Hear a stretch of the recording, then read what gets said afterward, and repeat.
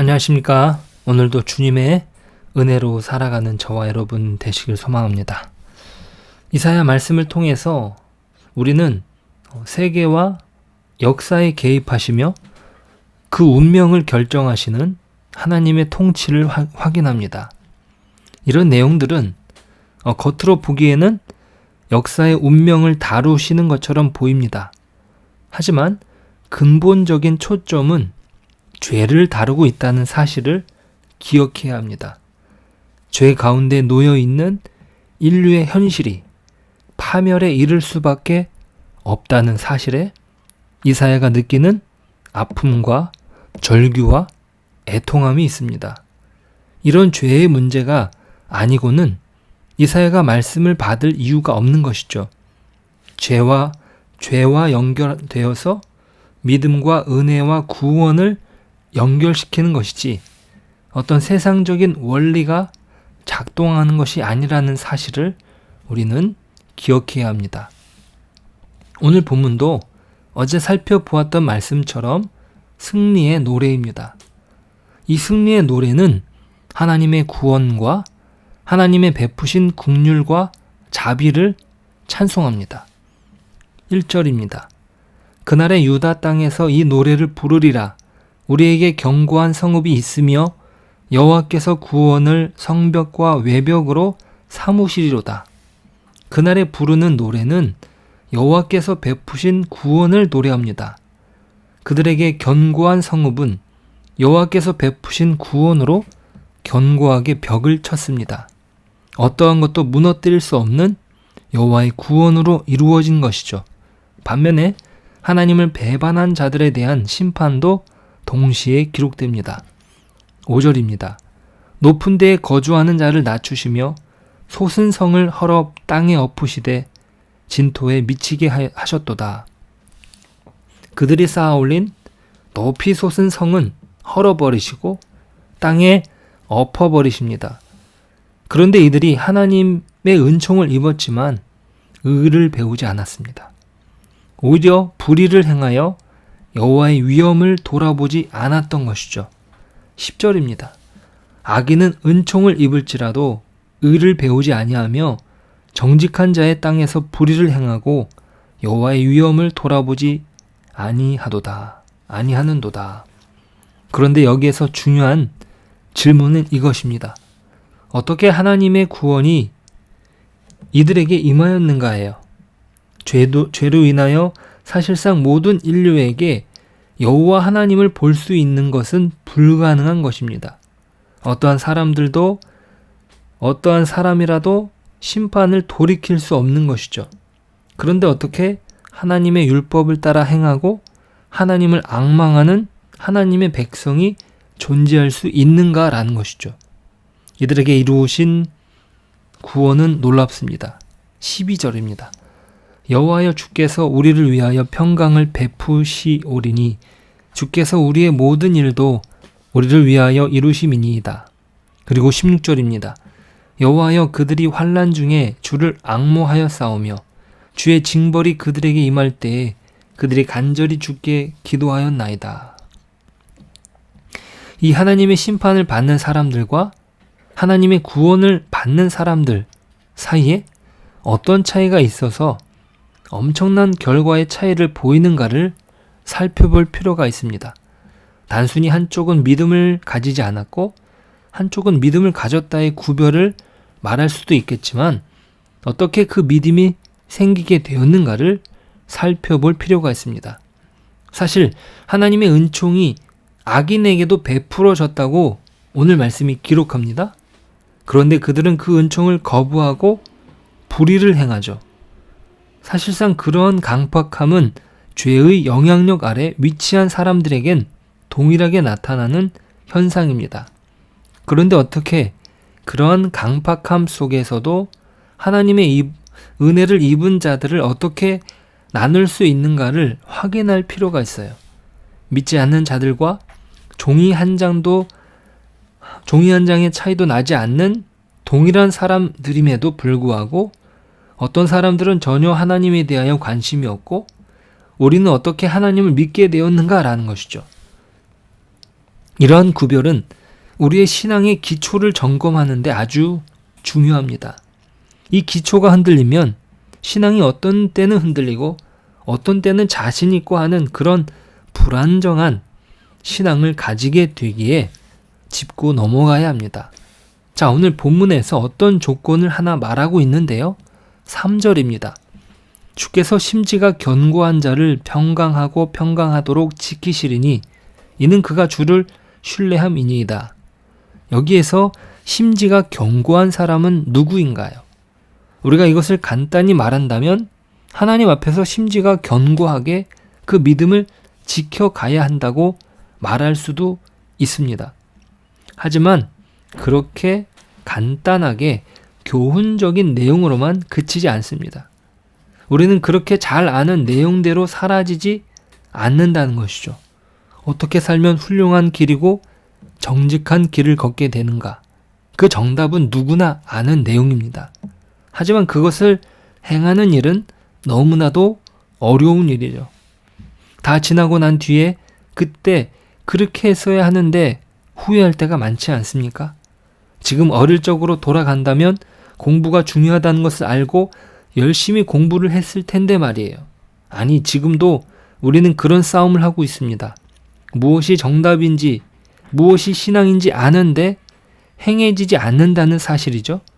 그렇다면 왜 하나님께서는 우리가 실천하기 어려운 내용을 말씀하시는 것인가? 이것이 무슨 의미인가? 이것은 예수님의 말씀 속에서 확인할 수 있습니다. 마태복음 5장입니다. 마태복음 5장은 예수님께서 산상수훈을 말씀하시면서 팔복에 대하여 말씀하시는데 그 중에 이 심지가 견고한 자와 동일한 표현이 나옵니다. 5장 8절이에요. 마태복음 5장 8절이에요. 마음이 청결한 자는 복이 있나니 그들이 하나님을 볼 것이며. 이 마음이 청결한 자는 곧 심지가 굳은 사람입니다. 한 마음을 가진 것이죠. 여러 마음이 섞이지 않았습니다. 누구를 향하여 그 마음이 정해진 것입니까? 하나님을 향하여 가지는 마음입니다. 그 마음이 청결하여서 다른 것은 끼어들지 못합니다. 이것은 곧 심지가 견고한 것이죠. 마음이 청결한 자는 곧 심지가 견고한 자죠. 그렇다면 이 예수님의 팔복에서 말씀하시는 것은 조건을 제시한 것일까요? 복을 받기 위한 조건, 심령이 가난한 것이나 애통한 것이나 온유한 것, 이런 것들이 조건으로서 복을 받게 되는 원리를 말씀해 주신 걸까요? 아닙니다. 팔복에서 말하는 것은 결코 조건을 말하는 것이 아니에요. 심령이 가난한 것이 조건이 되고 애통하는 것이 자격이 되며 마음이 청결한 것이 원인이 되지 않습니다. 그것은 마태복음 5장 27절, 그러니까 그 뒤의 내용들을 보면 더 분명히 알 수 있습니다. 마태복음 5장 27절부터 한번 보실까요? 또 간음하지 말라 하였다는 것을 너희가 들었으나 나는 너희에게 이르노니 음욕을 품고 여자를 보는 자마다 마음에 이미 간음하였느니라. 만일 내 오른눈이 너로 실족하게 하거든 빼어내버리라. 내 백체 중 하나가 없어지고 온몸이 지옥에 던져지지 않는 것이 유익하며 또한 만일 내 오른손이 너로 실족하게 하거든 찍어내버리라. 내 백체 중 하나가 없어지고 온몸이 지옥에 던져지지 않는 것이 유익하니라. 자, 어떤 율법을 지키는 것을 말씀하실 때 그것은 이미 사람이 지킬 수 없다는 것을 이야기하시는 것입니다. 눈이 범죄한 것이 아니라, 손이 범죄하는 것이 아니라 그 마음에서 이미 범죄하는 것이라고 말하지요. 손, 발을 잘라내는 문제가 아니라 그 범죄를 저지르지 않는 것 자체가 불가능하다는 것이에요. 간음의 문제와 연결하여 확인할 수 있죠. 이것은 간음을 하지 않는 행위의 문제가 아니라 그 마음의 음욕이 문제라는 것이에요. 그러니 어떤 율법을 지키는 것은 불가능한 것입니다. 이 간음과 관련된 살인죄와 관련되어 살인이 아니라 형제를 미워하면 이미 살인한 것이라고 말씀하시지 않았습니까? 이것은 무엇을 말해줍니까? 예수님께서 말씀하신 이 산상수호는 하나님의 자녀가 되는 일에 우리가 아무런 조건도 자격도 원인도 제공할 수 없음을, 그 절망을 선언하고 있습니다. 절대 불가능함을 선언하고 계십니다. 심령이 가난하고 애통하고 온유한 것은 다 절망에 대한 인식입니다. 심령이 가난하고 애통하고 온유한 것은 다 절망에 대한 인식이라는 것이에요. 심령이 가난하고 애통한 것은 절망을 인식한 자의 반응이라는 말입니다. 그러니까 여기서 말하는 마음이 청결한 것은 그 절망을 확인한 자만이 하나님만이 방법이요 하나님만이 답이라는 것을 아는 것입니다.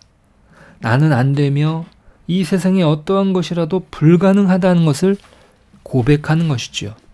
하나님만 붙잡을 수밖에 없는 것이에요. 이 절망을 확인하면서 오늘 본문을 보실까요? 이사야 26장 3절, 주께서 심지가 견고한 자를 평강하고 평강하도록 지키시리니 이는 그가 주를 신뢰함이니이다. 이것은 결단코 우리가 보통 이야기하는 도덕과 윤리적 차원에서의 자기 의를 주장하는 것이 아닙니다. 그는 절망을 깨닫고 하나님 외에는 다른 해답이 없는 줄 알고 결사적으로 주를 붙잡고 있는 자를 말합니다. 그래서 성경은 구원을 얻었다고 말합니다. 얻은 것이죠. 그래서 긍휼을 받았다는 것이죠. 원인과 조건과 자격을 설명하려고 하는 것이 아니라 인간에게는 해답이 없다는 것을 우리에게 가르치려고 이런 내용을 기록하고 있습니다. 자, 그렇다면 하나님의 백성은 누구입니까? 하나님께서 은혜를 베푼 자들입니다. 그들은 왜 은혜를 입었습니까? 하나님께서 불쌍히 여기셔서 은혜를 입었습니다. 은혜를 입은 자들이 은혜를 입은 조건은 없습니다. 은혜를 입은 확인은 있습니다. 어떠한 것도 희망으로 찾을 수 없는 절망 속에서 자신이 하나님 앞에 긍휼을 입은 자라는 사실을 확인하는 것이죠. 우리가 얻은 은혜의 확인은 그 은혜가 우리의 자격에 대한 보상이 아니라는 것을 확인시켜 줍니다. 우리가 은혜를 입어서 그 자격이 없음을 깨닫게 된다는 것이죠. 이것은 참 신비롭습니다. 은혜를 입어서 자신이 자격이 없다는 것을 깨닫는 것이죠. 우리가 먼저 절망을 느껴서 은혜를 받은 것이 아닙니다. 은혜를 받은 뒤에야 우리가 절망을 느낄 수 있는 것이에요. 이것과 같은 것이죠. 우리의 회심은 이미 구원 얻은 증거라는 사실이에요. 이미 허락받은 성령의 은혜로 인하여 우리가 구원을 얻게 된다는 것이죠. 나중에야 우리는 이 구원의 신비를 깨닫고 놀라워합니다. 그렇지 않습니까? 우리는 우리 신앙의 현실이 절망과의 싸움이라는 것을 알아야 합니다. 우리는 매일 절망해야 합니다. 절망하는 자만이 하나님의 필요를 인식하고 심지가 굳어지는 것이죠. 하나님의 필요를 절실히 깨닫는 것이에요. 진정 그 필요의 정점은 무엇이겠습니까? 바로 예수 그리스도 아닙니까? 그분만이 우리의 절망을 해결하시고 우리를 절망에서 건져 주십니다. 우리가 그 절망을 인지하지 못하면 우리는 다른 곳으로 빠지고 맙니다. 내가 성경을 많이 본다고, 기도를 많이 한다고, 선행을 많이 한다고, 율법을 잘 지킨다고 구원받는 것이 아니에요. 그런데 이것이 뒤바뀌어서 우리는 다른 사람에게 삐딱해지기도 합니다. 어떤 자격으로 정죄하는 것이죠. 성경을 보는 것으로, 기도를 하는 것으로, 교회 생활하는 것으로 정죄하는 것이에요. 하지만 진정한 신앙은 절망에서 출발합니다. 그게 이미 은혜를 받은 것이지요. 우리가 가지는 우리 각자의 신자로서의 자기 위치와 자기 몫에서 얼마나 우리는 한심한가. 그곳에서 출발하여 우리는 늘 겸손함으로 하나님의 존전에 나아가야 합니다. 우리 자신과 우리가 속한 사회와 우리의 시대에 하나님 외에는 다른 방법이 없음을 아는 유일한 자들이기 때문이죠. 우리만이 기도할 자격이 있으며 하나님의 은혜를 구할 자들이기 때문입니다. 오늘 그러한 은혜 속에서 겸손히 하나님을 구하며 나아가는 저와 여러분 되시길 축복합니다. 기도하겠습니다. 하나님 아버지, 은혜를 감사합니다. 우리가 아무것도 의지할 수 없는 절망 가운데 하나님을 찾기를 원합니다. 이렇게 하나님을 찾을 수 있는 것은 하나님께서 우리에게 먼저 찾아오셨기 때문입니다. 주님, 우리의 모든 어려움과 절망의 답이라는 사실을 깨닫습니다. 하나님은 우리의 처지를 아시고 우리의 행위대로 갚지 아니하시고 우리의 죄악을 동이 서에서 먼 것 같이 등 뒤로 던지시는 우리의 아버지이십니다. 우리가 기도할 수 있는 것은 우리가 자격이 없음에도 불구하고 좋은 것으로 채워주시는 우리의 아버지이심을 알기 때문입니다. 주님, 주님께서 베풀어 주시는 은혜 앞에 긍휼을 구합니다. 주께서 우리에게 복을 주시되 하나님의 능력과 사랑을 따라 그 자녀들이 받는 복으로 채워주시길 소원합니다. 그런 가운데 우리의 존재와 삶이 신자된 책임을 지키게 하시되 상한 심령과 애통한 마음과 절망을 깨달으며 겸비된 마음으로 주 앞에 나아가 그 답을 얻고 심지가 굳고 마음이 청결한 저희들이 되게 하여 주옵소서. 예수님의 이름으로 기도드립니다. 아멘.